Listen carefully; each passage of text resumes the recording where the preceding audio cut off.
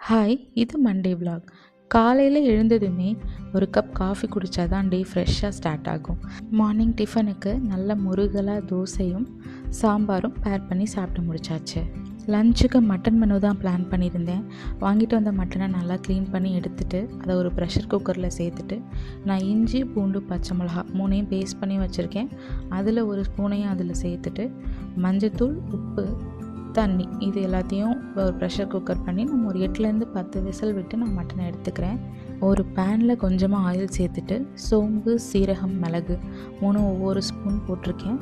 பட்டை, கிராம்பு, ஏலக்காய், வெங்காயம், தக்காளி இது எல்லாத்தையும் சேர்த்து நல்லா நம்ம வதக்கி எடுத்து வச்சுக்கலாம்.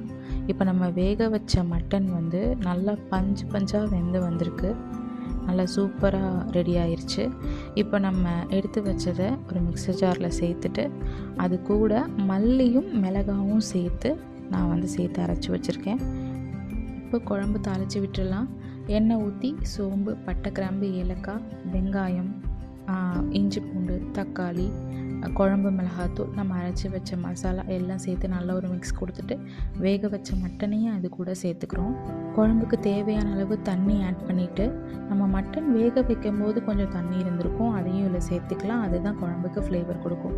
ஃபைனலாக சோம்பு, வெங்காயமும் தாளித்து குழம்புல ஊற்றிட்டு அது ஒரு 5 to 10 minutes நல்லா கொதிக்க விட்டு இறக்கணும். அப்படின்னா சூப்பரான ஒரு மட்டன் குழம்பு ரெடி ஆகிடுச்சு.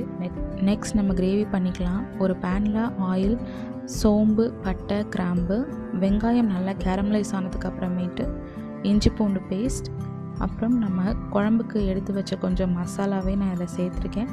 தனி மிளகாத்தூள், மட்டன் வேக வச்ச தண்ணி இது மூணுத்தையும் சேர்த்து நல்லா கொதிக்க விட்டு இறக்கணுன்னா சூப்பராக கிரேவியும் ரெடி ஆயிடுச்சு. அடுத்து நம்ம சாப்பிட வேண்டியதுதான்.